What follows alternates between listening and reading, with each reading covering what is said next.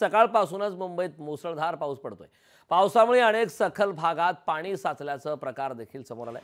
Andheri Subway, मिलन Subway, खार Subway अशा सर्वच ठिकाणी पाणी साचल्याने वाहतुकीवर मोठ्या प्रमाणात परिणाम झाला।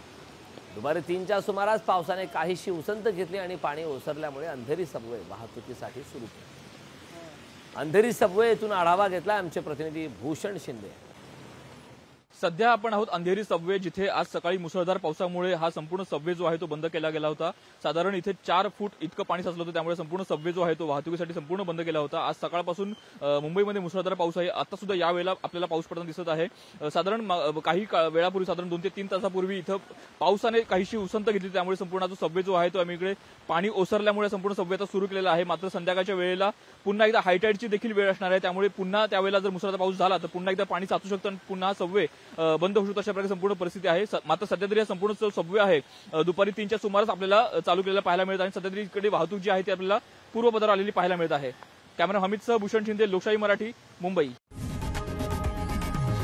लोकशाही मराठी, ऐका, पहा, जागरूक रहा।